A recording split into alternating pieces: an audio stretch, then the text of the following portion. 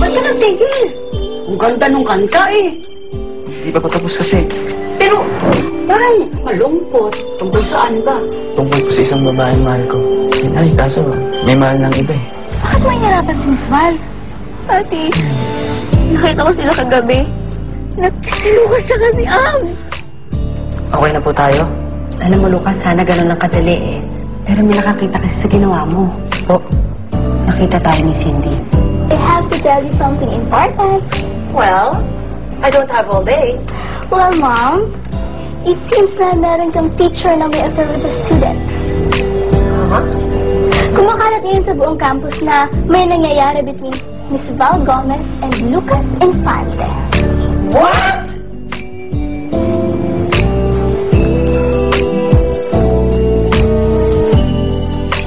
Nakita po tayo ni Cindy. Oo, Lucas. At galit na galit siya sa akin. Alam mo, hindi siya nakikinig sa explanation ko. Iniisip niya, ako may pakana nang nangyari. Sasamahan ko po ito eh. Lucas, kailangan mo kausapin si Cindy. Kailangan mo sabihin sa kanya kung ano totoong nangyari. Huwag po kayo mag-alala. Ako ang bahala kay Cindy. Salamat, Lucas. Sige na.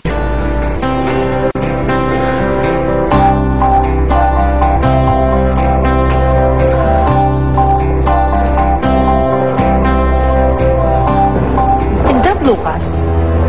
Yes, Miss D. You ought to be ashamed of yourself, Miss Gomez. I need to talk to you in my office. Now.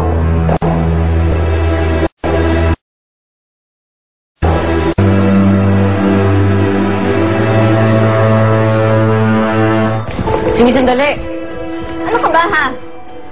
Bakit kaya tanggap ko na hindi na kita kausapin tsaka kalalapit? Pagod na ako, Lucas. Ayoko na. Ayoko na mukhang tanga, kaya please lang, lubayan mo na ako. Cindy, alam ko mali yung ginawa ko. Mag-explain.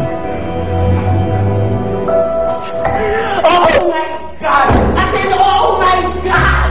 Mga nagsisis akong bagang-bagang as in! Hindi nito kakayanan ng isang estudyante na nag-after ni Miss Val!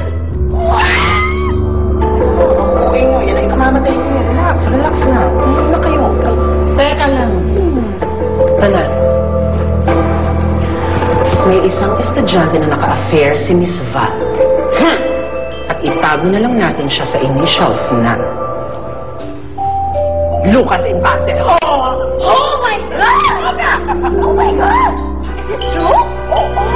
Yeah! Talaga, pero nandun siya sa kisning-isli kasi ano sinasagot mo.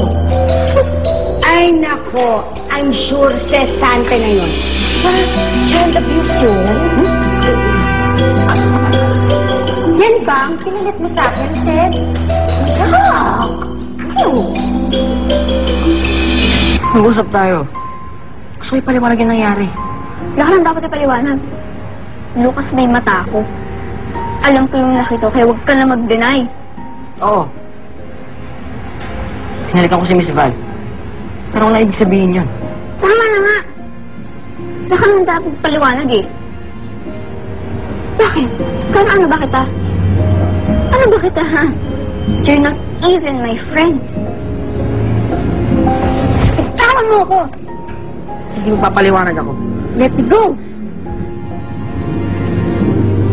Ito na naman eh. Sinaktan mo na naman ako. Bakit ba, ha? Kasi gusto mo magalit ako sa'yo? Hindi mo na kailangan. Kasi galit na ako sa'yo. Galit na ako sa'yo. Hindi mo naiintindihan eh. Papaliwanag lang ako.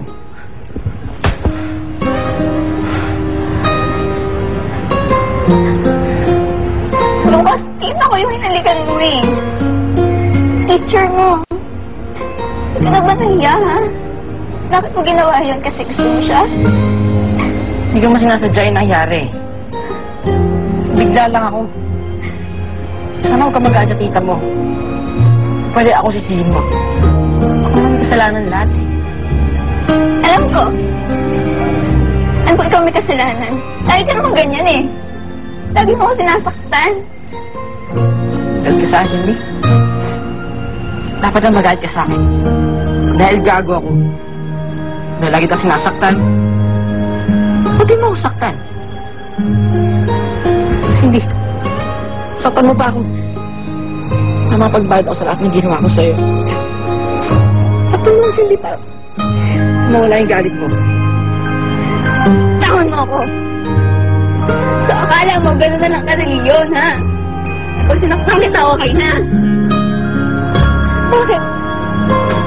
Akala mo, iniintindi kita? Hindi na, Lucas.